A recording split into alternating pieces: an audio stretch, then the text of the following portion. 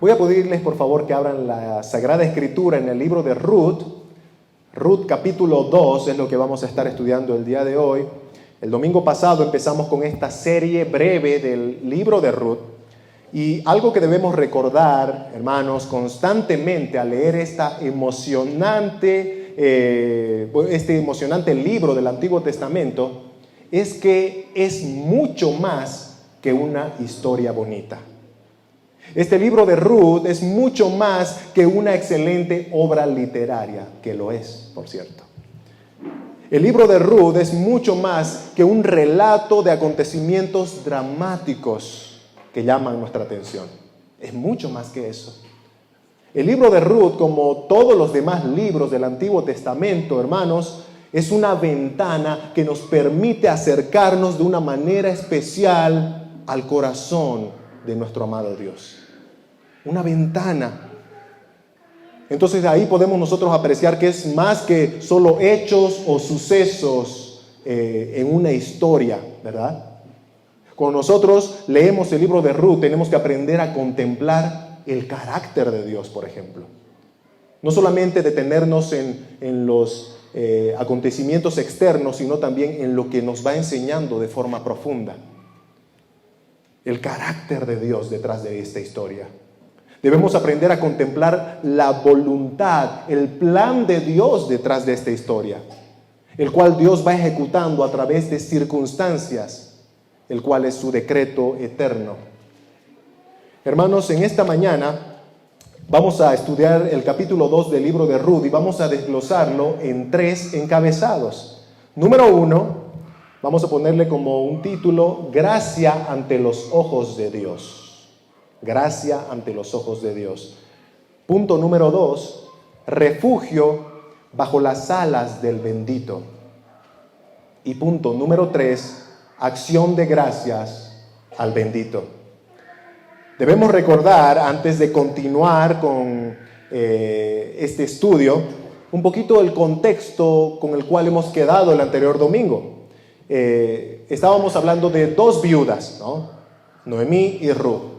Estas 2 viudas estaban regresando a Belén desde las tierras de Moab, y hay que recordar que Moab era una nación enemiga de Israel.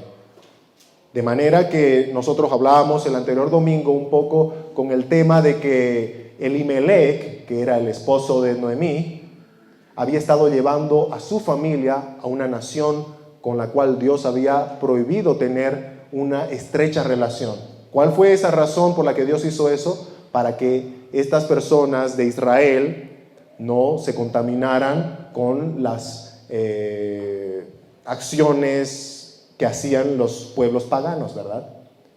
No estaba prohibiéndole Dios a Israel ser luz a las demás naciones, les estaba prohibiendo juntarse con las demás naciones en el sentido de la pecaminosidad.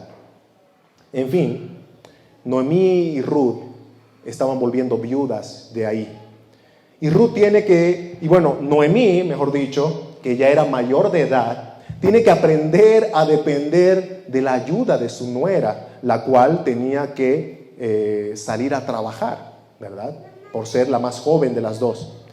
Y Ruth, al contrario de Noemí, tenía que aprender a depender de su suegra, porque estaba ahora en una tierra en donde ella era consciente que era extranjera. Y que toda costumbre, toda cultura y toda ley era muy diferente a lo que ella conocía en su tierra, en Moab. Es en ese contexto, hermanos, en donde ahora entramos a estudiar el capítulo 2 de Ruth. Y entramos a nuestro primer encabezado, gracia ante los ojos del bendito. Vamos a leer versículos 1 y 2, aunque el punto va a ir hasta el número 7. Versículos 1 y 2 de Ruth, capítulo 2, dice así. Tenía Noemí un pariente de su marido, hombre rico de la familia de Elimelech, el cual se llamaba Booz. Y Ruth, la moabita, dijo a Noemí: te ruego que me dejes ir al campo y recogeré espigas en pos de aquel a cuyos ojos hallare gracia. Y ella le respondió: ve, hija mía. Vamos a ver esto de la gracia ante los ojos del bendito en algunos incisos para poder entender a más detalle qué es aquello profundo que se vive acá en este capítulo. Inciso A, conciencia de su indignidad. Hace un momento me encantó que una de las frases del himno que estábamos cantando decía que somos conscientes de que somos indignos, ¿no? De toda dignidad, somos indignos. En esta porción, el autor del libro de Ruth nos da a conocer que Noemí tenía un pariente por parte de su marido fallecido. Y ese pariente se llamaba Booz. Interesante, ¿no? Ya nos introduce a este personaje muy importante en la historia, por cierto. Booz. Este dato del pariente, a simple vista, nos podría parecer un poco innecesario, ¿verdad? ¿Por qué dice, ¿no? que hay un pariente? Pero en realidad es importante.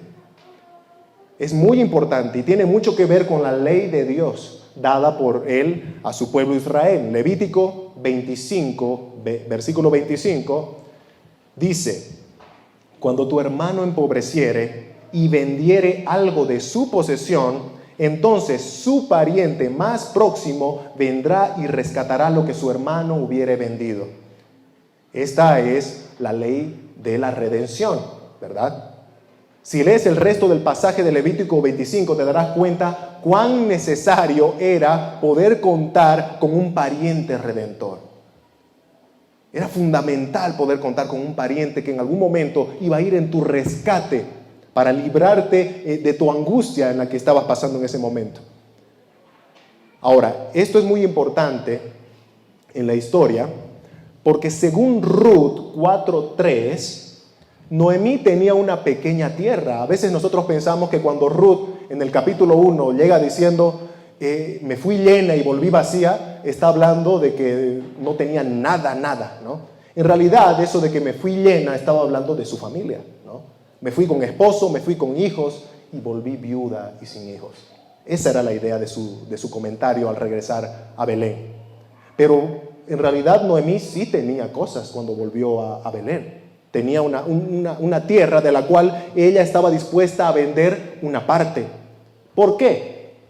Por la ley del Redentor. Ella, si bien no tenía la capacidad ya de trabajar y salir a ayudar a Ruth para trabajar, tenía una pequeña tierra que le pertenecía a Elimelech. En Ruth 4:3, un poquito adelantándome, pero lo vamos a ver también más adelante, Noemí tenía una pequeña tierra de la cual quería vender una parte y así poder tener un sustento económico, ¿no? Y a ella de nada le servía ahora tener una tierra si no la podía trabajar, por ejemplo, ¿no? Ni Ruth ni Noemí iban a poder estar ahí para hacer fructificar esa tierra. Le convenía venderla, ¿verdad? ¿Y cuál era lo interesante de este asunto? Que Noemí podía vender esa tierra con la esperanza de poderla recuperar en el año del jubileo, que era parte de la ley de los judíos, dada por Dios, ¿no?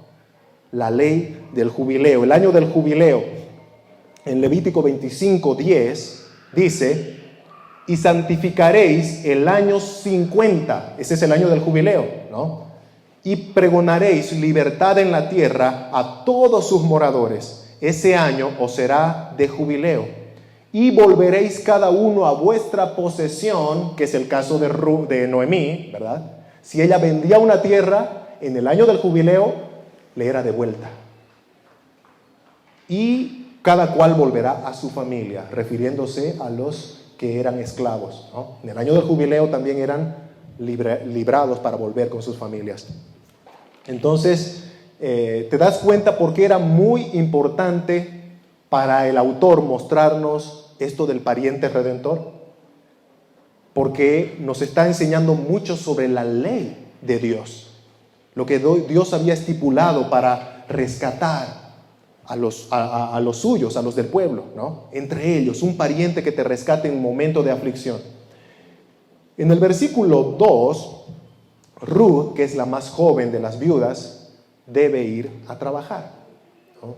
La idea es que ella iba a ir a recoger espigas, porque tenemos que recordar que llegaron a Belén de una forma, vamos a decirlo así, ¿no?, coincidencial, entre comillas, en el comienzo de la siega o de la cosecha.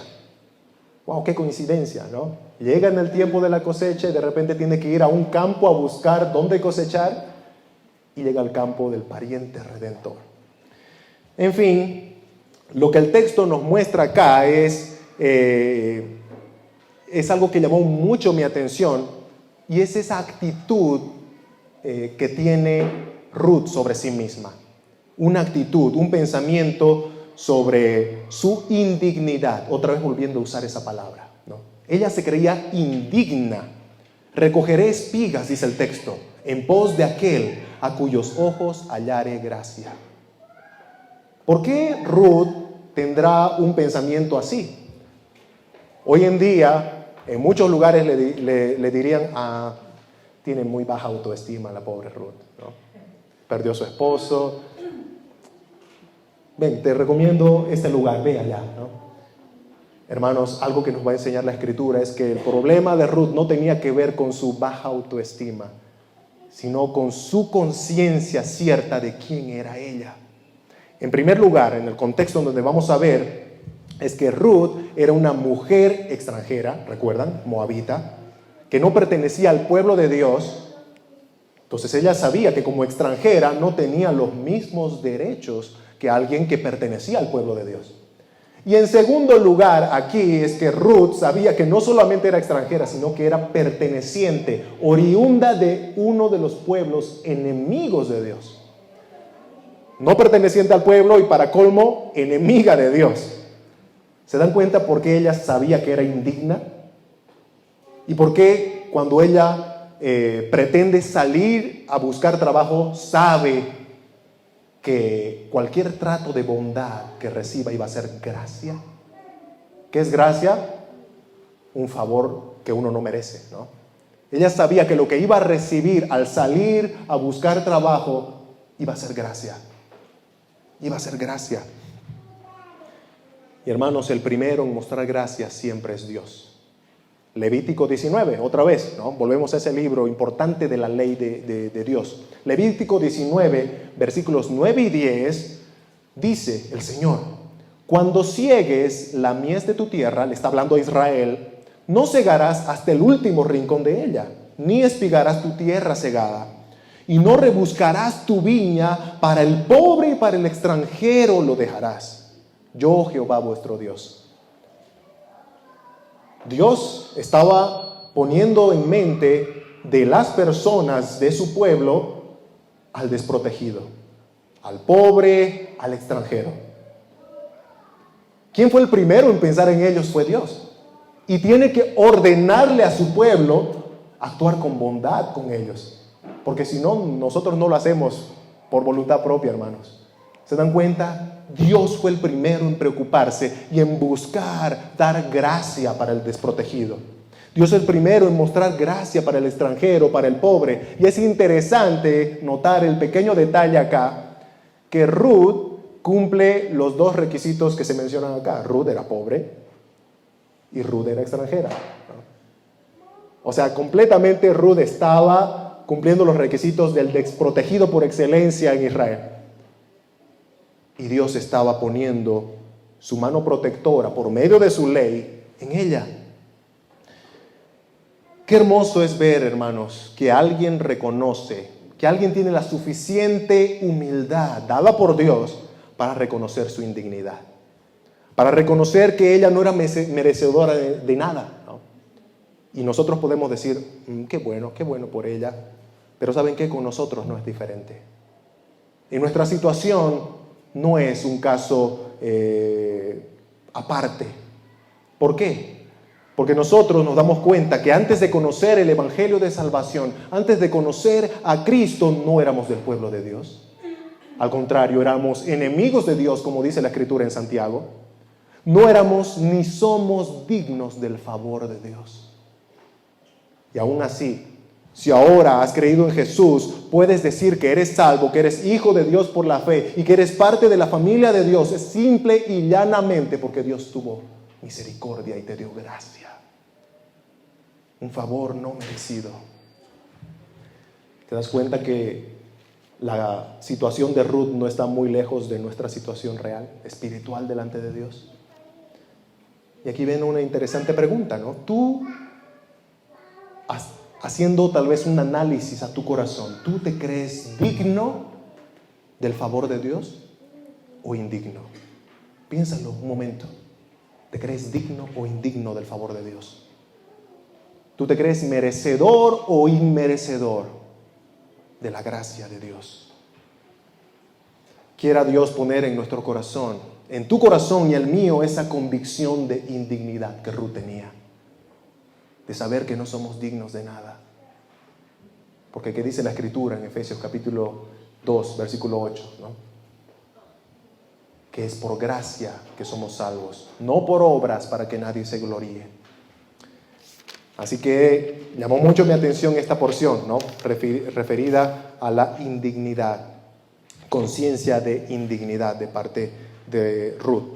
Inciso B, seguimos en nuestro punto número 1, pero estamos viendo por algunos incisos. Inciso B, coincidencia o providencia. Coincidencia o providencia. Nosotros conocemos mucho el concepto de coincidencia, ¿no? Algo que en términos humanos decimos, qué suerte, ¿no? Algo que sucedió así de repente en un momento y uno dice, qué coincidencia, ¿no? Pero hermanos, muchas veces ignoramos el otro concepto, que es la providencia. Y ahora vamos a verlo en esta parte, en versículo 3 de Ruth. Fue pues, dice el texto, y llegando Ruth espigó en el campo en pos de los segadores. Y aconteció que aquella parte del campo era de Booz, el cual era de la familia de Elimelech. Otra vez, ¿no? Volviendo al tema de la coincidencia. Qué coincidencia que Noemí y Ruth llegaron a Belén justo en la época de la siega, de la cosecha. Y qué coincidencia que justo cuando Ruth decide salir, llega al campo de Booz, que finalizando el capítulo 1, el escritor nos aclara que era un pariente cercano. Un pariente potencial de redimir a Noemí y a Ruth. La pregunta, hermanos, en este inciso es, ¿será realmente esta una situación de gran coincidencia? Y la respuesta es que no hay tal coincidencia, sino providencia. Y aquí vamos un poquito a aclarar entonces, ¿qué es providencia? Dios es soberano, que significa que Él tiene el control de todas las cosas. Él decreta y decretó desde antes de la fundación del mundo todo lo que va a acontecer y todo está bajo sus manos. Y tiene un plan, hermanos, un plan decretado desde antes de la fundación del mundo, como dice Efesios capítulo 1, y que Él lo va a cumplir. Y aquí va la explicación de la providencia. Hermanos, Dios usa circunstancias que están bajo su control para entretejer su plan eterno. Dios mueve circunstancias, tiene el control sobre circunstancias. Esa es la providencia. No hay suerte, ¿no? No hay el azar, como que de repente, como dicen por ahí, ¿no? Al universo se le ocurrió. El universo, no, hermanos. Hay un ser supremo, Dios, el creador de todas las cosas, el soberano que controla todo, que hace que las cosas pasen y que permite que cosas pasen, porque Él es soberano. Esa es la providencia, ¿no? Ahora, que Ruth haya llegado específicamente al campo de Booz, el pariente redentor, no fue casual, fue causal. ¿Se entiende, verdad? No fue casualidad, fue causal. Hubo una razón, un propósito, una voluntad ejecutándose, y era la voluntad de Dios. El Dios de la providencia obra a través de circunstancias para cumplir su plan eterno de redención. Así que, respondiendo la pregunta de este inciso, ¿coincidencia o providencia? Providencia. Vamos a ver, inciso C. para ir terminando esta parte de este punto, ¿no? Un remanente fiel en medio de la oscuridad. Un remanente fiel en medio de la oscuridad. Versículo 4. Y he aquí que Booz vino de Belén y dijo a los segadores: Jehová sea con vosotros. Y ellos respondieron: Jehová te bendiga. Interesante que el que nos está escribiendo esta historia tiene el interés de mostrarnos cuál era la relación entre Booz como jefe y sus trabajadores, ¿verdad? Cualquiera diría, ese es un asunto secundario, ¿por qué lo menciona? La palabra de Dios dice que toda la escritura es inspirada por Dios y útil. Entonces no debemos ignorar que este versículo 4 tiene algo muy importante que está ahí para nosotros, ¿no?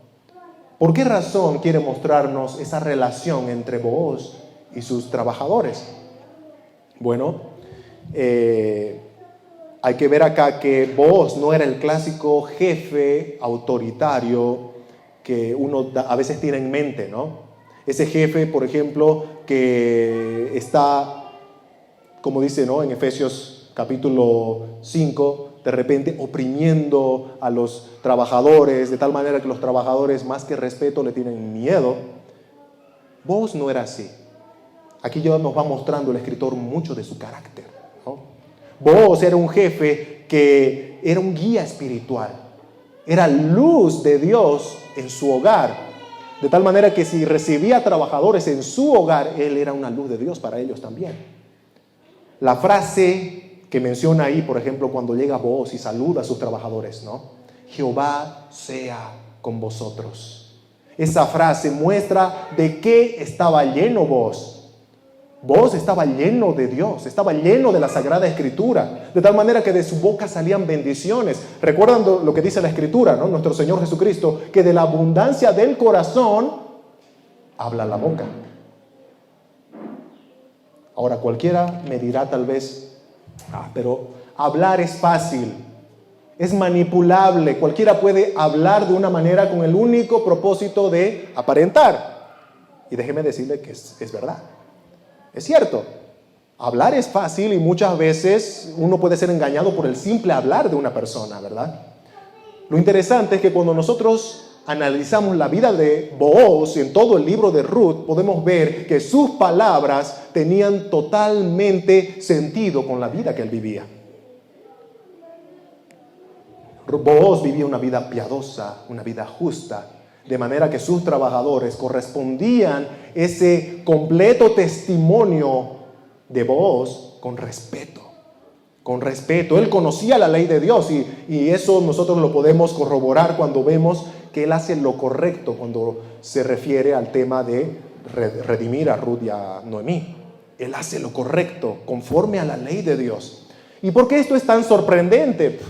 Hermanos, es muy importante recordar el tiempo en el que se estaba viviendo esta historia. Por eso es que el autor de Ruth nos recuerda cuándo se vivió. Dice que era en el tiempo de los jueces, el tiempo oscuro de Israel, cuando todos hacían lo que bien le parecía, que por cierto no era para nada bueno. Todos estaban inclinados al mal, haciendo lo malo delante de los ojos del Señor. Y dentro de ese contexto de horror espiritual para Israel, aparece la historia de un hombre, Booz, viviendo fielmente delante del Señor. Qué ánimo, hermanos, es saber que aunque circunstancias oscuras de aspecto espiritual nos rodean, Dios siempre guarda un remanente fiel. Dios siempre va a guardar un remanente fiel. Es muy probable que Booz no era el único, pero sí era uno de los pocos que no se apartó del Señor. Y es evidente que sus trabajadores lo respetaban porque veían en Booz al amo de Efesios 6:9. ¿Qué dice el apóstol Pablo en Efesios 6:9? Y vosotros, amos, haced con vuestros siervos lo mismo. ¿Cómo? Dejando las amenazas, sabiendo que el Señor de ellos y vuestro está en los cielos y que para Él no hay acepción de personas. Hermanos, aunque veamos mucha apostasía a nuestro alrededor y vivamos en medio de una cultura panteísta, idólatra, inmoral, Debemos mantenernos como un remanente fiel en medio de la oscuridad. Aunque seamos pocos y la corriente del mundo venga con piedras para arrastrarnos, nosotros debemos remar contra la corriente. ¿Es difícil? Sí. ¿Imposible? No. ¿Por qué? Porque estamos bajo la protección, bajo el amparo de aquel para el cual no hay cosas imposibles, ¿no? Para nuestro Dios. Inciso D, viendo esta parte, ¿no? Ante los ojos de aquel a quien vamos a hallar gracia. Ruth, una mujer virtuosa. Versículos 5 y 7. Y Booz dijo a su criado, el mayordomo de los segadores, ¿de quién es esta joven?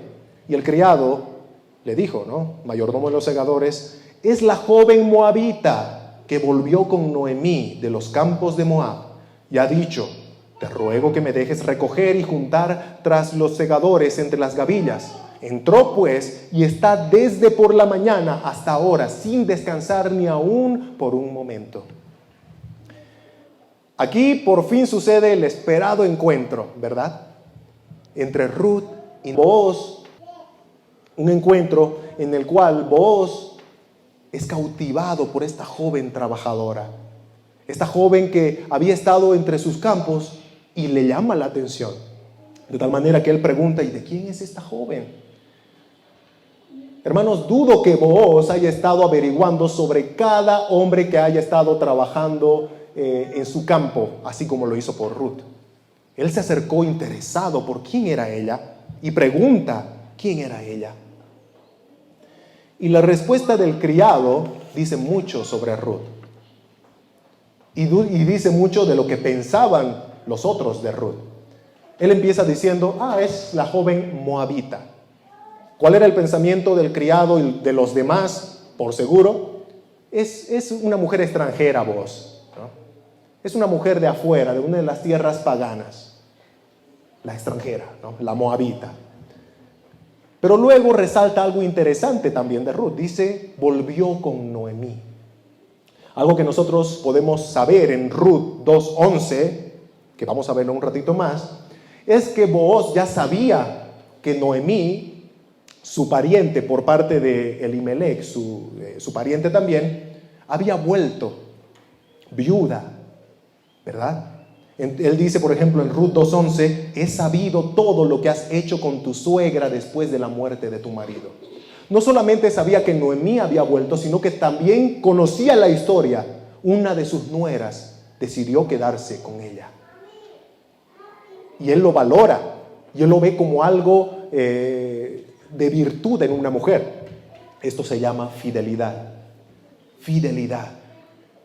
Noemí o Ruth, después de que murió su esposo, tuvo muchas tentaciones para volver a su tierra, a sus dioses, volverse a casar, como lo hizo Orfa, la otra nuera de Noemí. Pero ¿qué hizo Ruth? Ruth decidió quedarse con su suegra, desamparada, viuda, mayor de edad, y cuidar de ella. Qué gran ejemplo de fidelidad, ¿verdad? ¿Se dan cuenta que esta frase, volvió con Noemí, resalta la fidelidad de Ruth? También el criado resalta algunas frases en la petición de trabajo de Ruth que hablan mucho de ella. Te ruego que me dejes trabajar aquí, ¿no? Habla de humildad.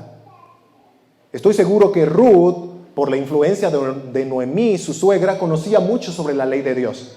Y sabía que en cierta forma Dios le había amparado en su ley, que ella podía ir a cualquier campo y recoger las espigas. Pero ella, antes de hacerlo, pide permiso. Ruega. Humildad. Humildad.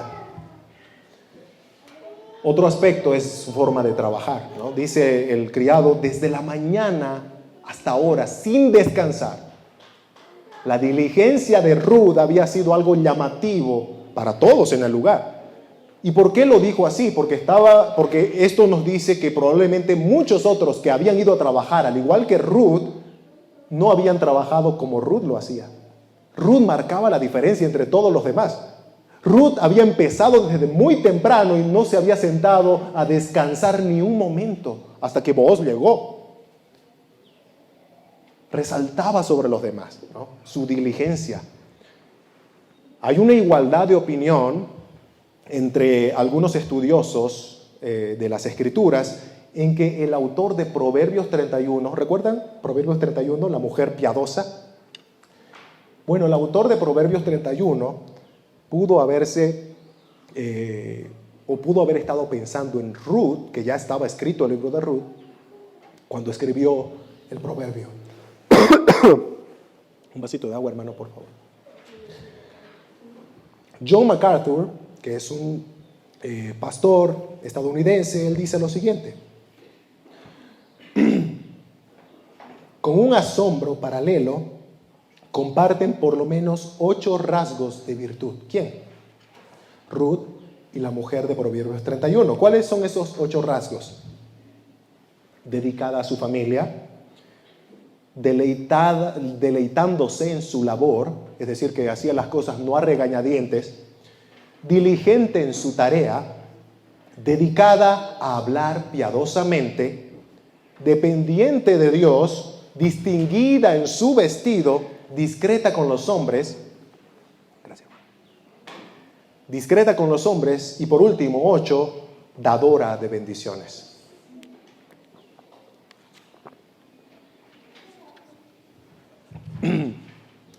Es de maravillarse, ¿no?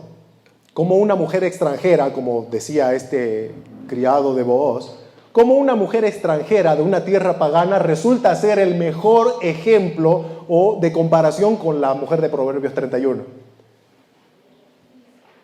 Y ya habían habido en la historia de Israel mujeres por excelencia, como Sarai, la esposa de Abraham, Rebeca,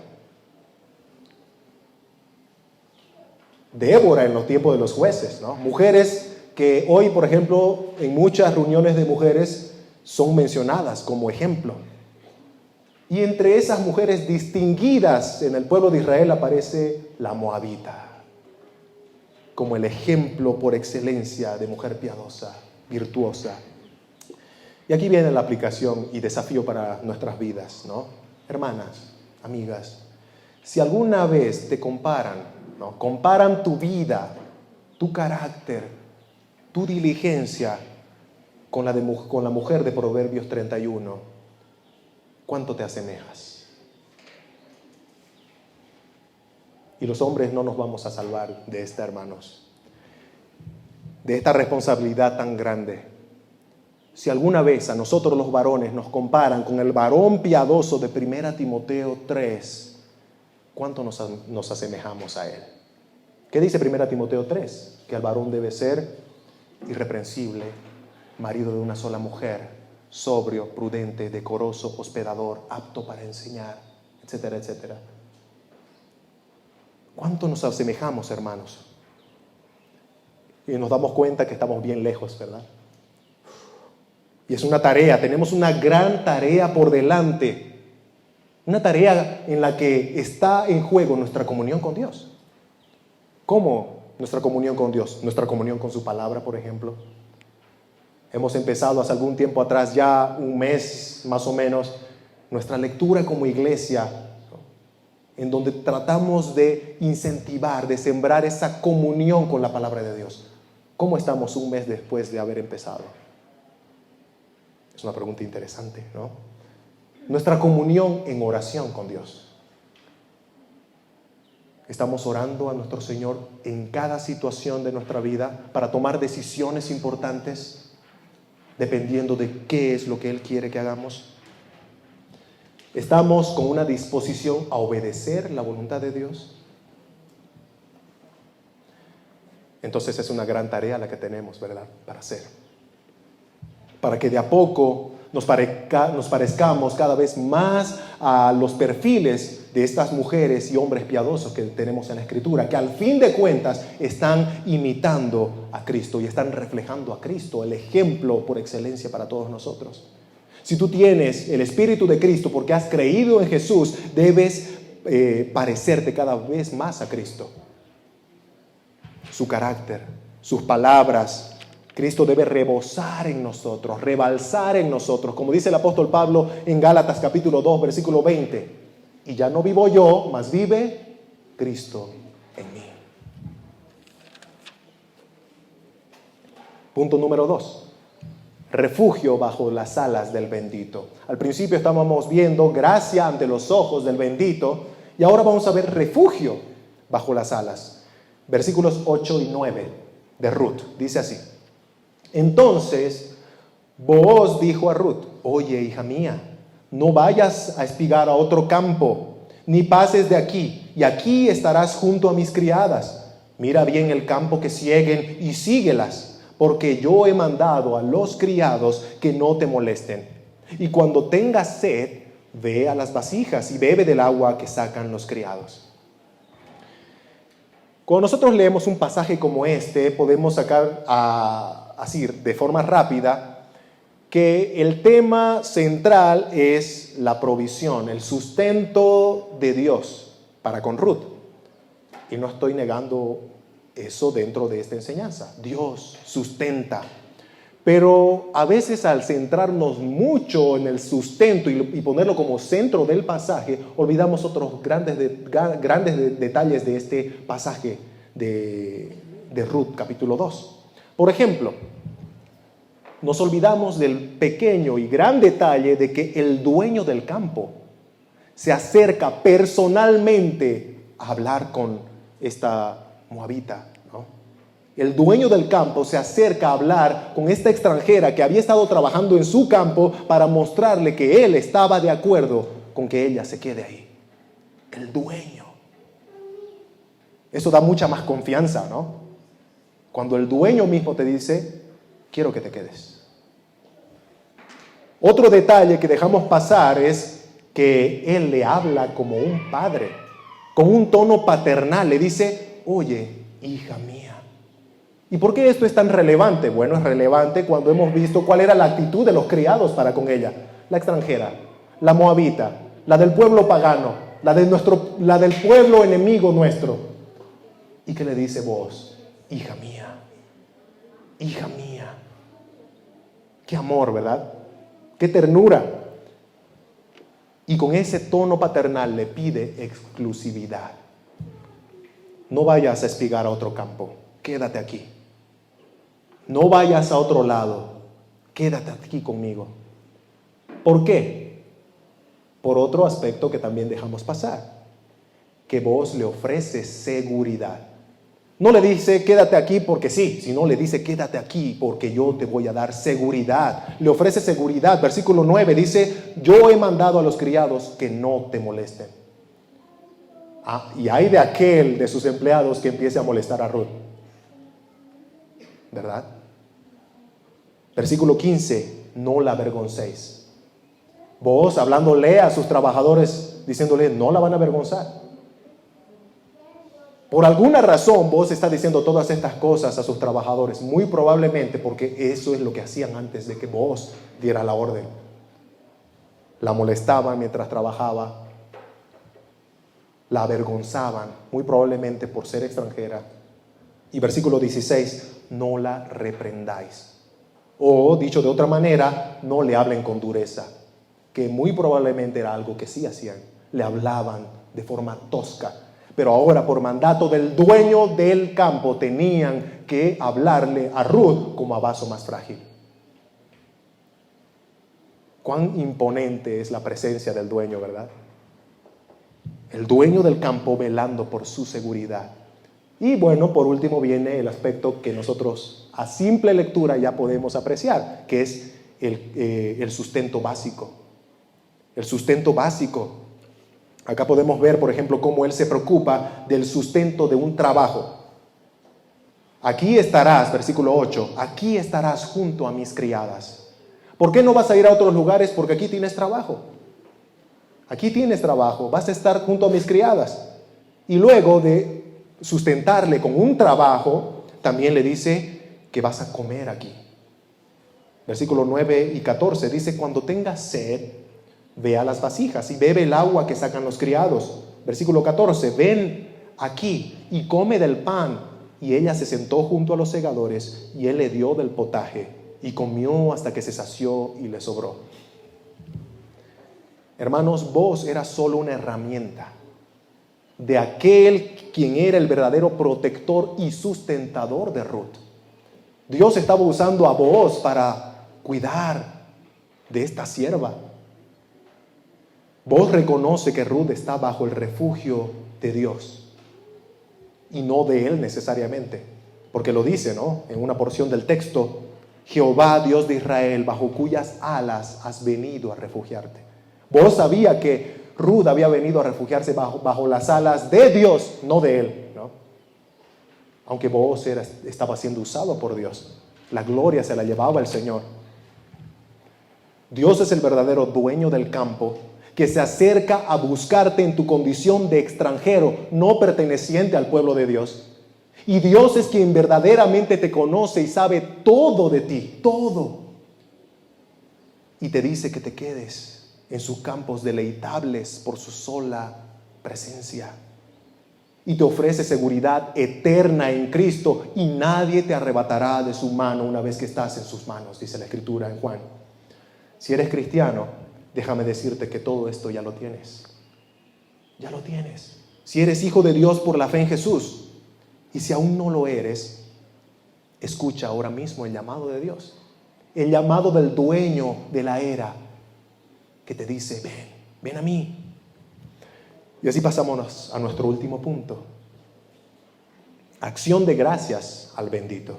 Estábamos viendo en primer lugar gracia delante de los ojos del bendito. Número 2, estábamos viendo refugio bajo las alas del bendito. Y ahora acción de gracias al bendito. Versículos 19 y 20 dice: y le dijo su suegra: ¿dónde has espigado hoy? ¿Y dónde has trabajado? Bendito sea el que te ha reconocido. Y contó ella a su suegra con quien había trabajado, y dijo: el nombre del varón con quien hoy he trabajado es Booz. Y dijo Noemí a su nuera: sea él bendito de Jehová, pues que no ha rehusado a los vivos la benevolencia que tuvo para con los que han muerto.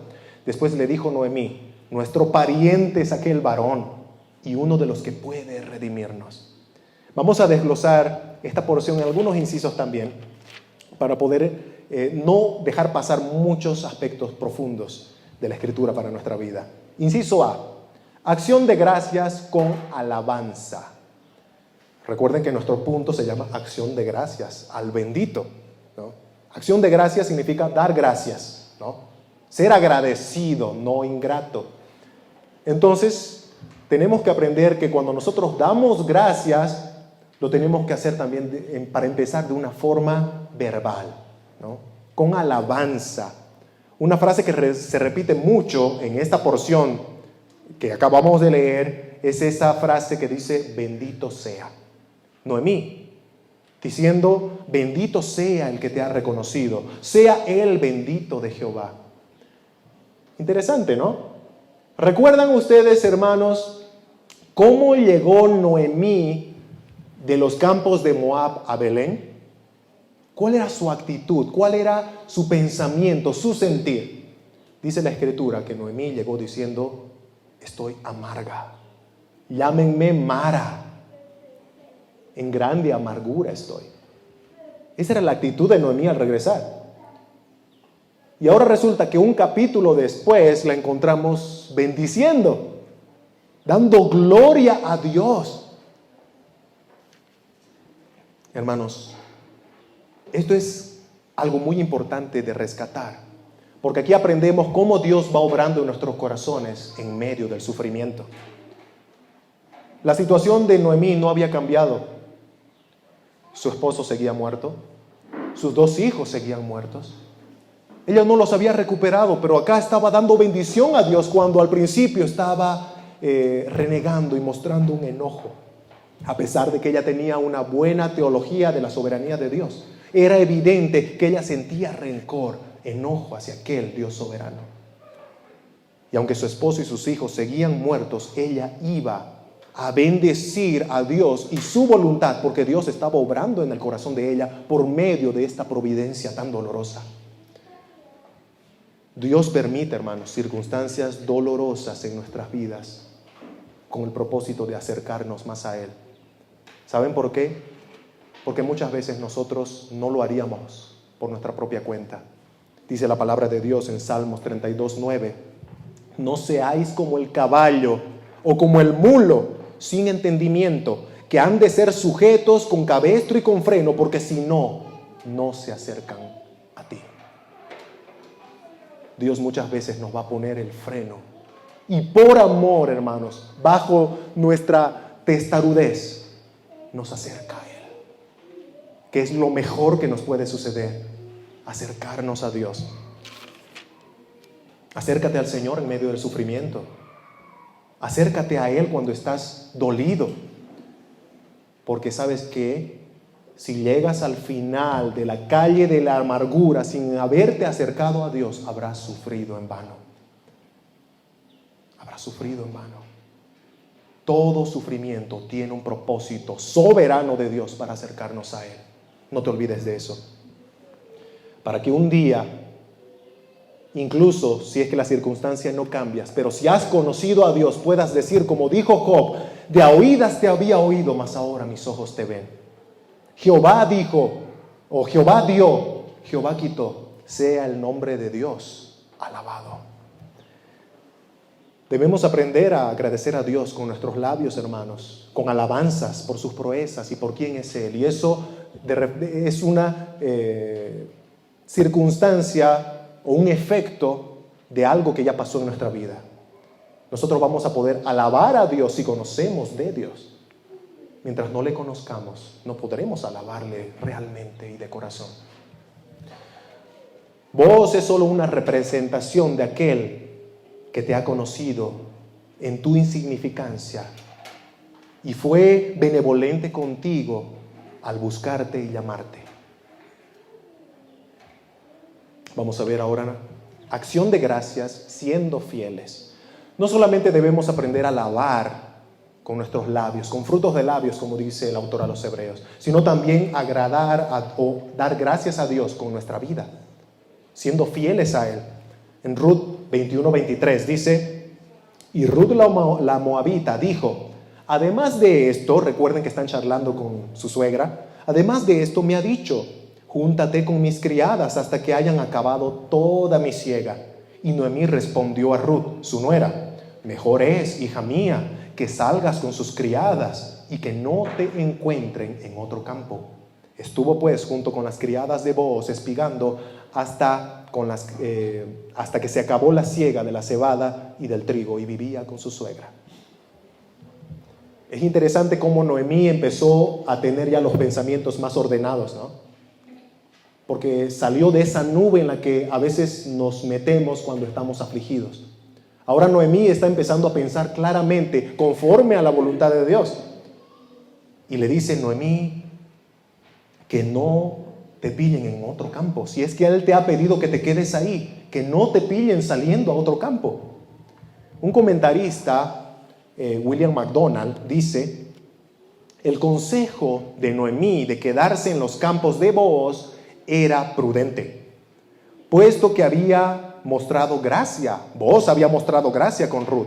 Sería un insulto que Ruth se fuera de su protección a espigar a otro campo.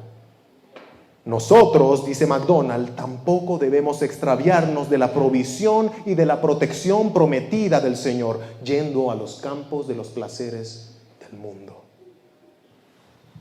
Si eres hijo de Dios por la fe en Jesucristo, déjame recordarte que estás en el campo del dueño, que es el Señor.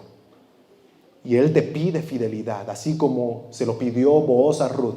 Quédate en mi campo, porque yo te doy protección, yo te doy seguridad. Ir a los campos del mundo es como despreciar todo lo que el dueño nos está dando en su benevolencia. ¿Cómo estamos mostrando nosotros agradecimiento a Dios? Con alabanza y con fidelidad. ¿Lo estamos haciendo como debiéramos hacerlo? Tal vez es momento de empezar a meditar en esa parte de nuestras vidas, de ser agradecidos con Dios. Y de esta manera terminamos, hermanos, con una conclusión. ¿Eres consciente de tu indignidad? Ruth lo era. Recordar que somos indignos es eso nos mantiene con los pies en la tierra y con la mente en el Señor.